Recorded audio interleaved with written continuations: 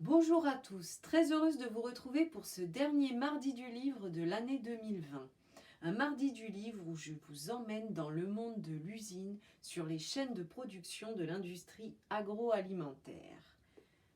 À la ligne, feuillet d'usine, c'est l'univers que décrit Joseph Pontus dans une langue bien singulière et sans ponctuation.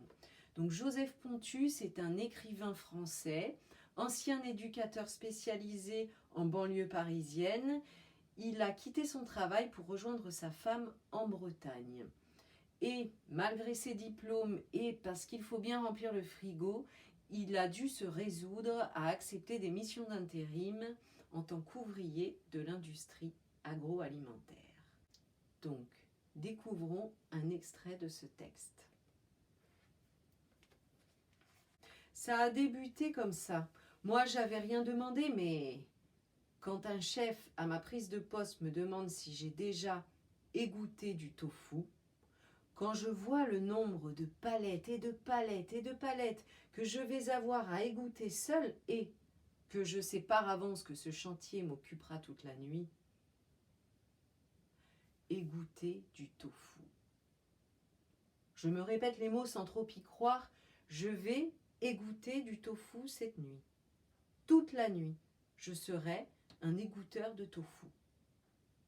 Je me dis que je vais vivre une expérience parallèle dans ce monde déjà parallèle qu'est l'usine. Je pose le cadre. Il est 14h30. Je sors de ma nuit m'étant couché vers 8h. Je dois embaucher à 20h30 et débaucher à 5h. L'agence d'intérim m'appelle, changement de programme et d'horaire.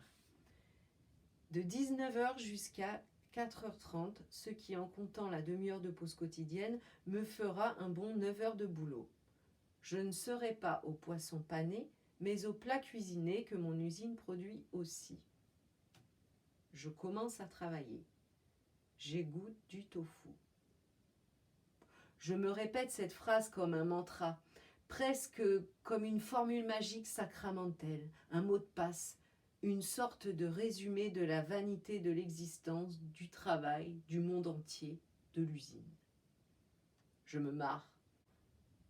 J'essaie de chantonner dans ma tête « Il y a de la joie, du bon traînet » pour me motiver. Je pense au fameux vers de Shakespeare où le monde est une scène dont nous ne sommes que les mauvais acteurs. Je pense être un camoulox vivant. Je chante du traînet en égouttant du tofu.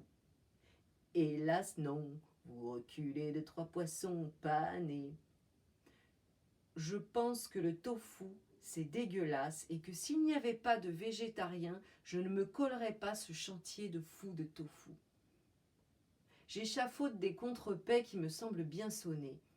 Égoutteur de tofu et fouteur de dégoût. Les gestes commencent à devenir machinaux. Cutter, ouvrir le carton de 20 kg de tofu, mettre les sachets de 3 kg environ chaque sur ma table de travail. Cutter, ouvrir les sachets, mettre le tofu à la verticale sur un genre de passoire horizontale en inox, d'où tombe le liquide saumâtre. Laisser le tofu s'égoutter un certain temps. Un certain temps, comme aurait dit Fernand Reynaud pour son Fût du canon. Qui se souvient encore de Fernand Reynaud et de ses sketchs qui semblent aujourd'hui si datés? J'essaie de me souvenir des sketchs de Fernand Reynaud en égouttant du tofu. Le 22 à Asnières, la chemise lilas, pourquoi tu tousses? Le Fût du canon. Je me souviens que ma grand-mère adorait me les montrer à la télé quand j'étais gamin. Je repense à elle qui me manque. Je me souviens. Je me souviens de Georges Perec, forcément. J'égoutte du tofu. Une fois le tofu égoutté, je le mets dans une cuve, filme la cuve, la place dans un coin de l'atelier en attendant qu'elle serve à je ne sais quel plat cuisiné. Ce n'est plus mon chantier. De temps en temps, les grands sacs où j'entrepose mes déchets carton et sachets plastiques, je les emporte aux poubelles extérieures avec un transpalette. C'est bien ça, aller aux poubelles, ça change un peu. Merci pour votre attention. Si vous souhaitez aller plus loin dans la découverte de ce titre, il est bien sûr présent dans les collections de la médiathèque, vous pouvez le réserver. Et je vous dis à l'année prochaine pour un prochain Mardi du Livre. Joyeuses fêtes!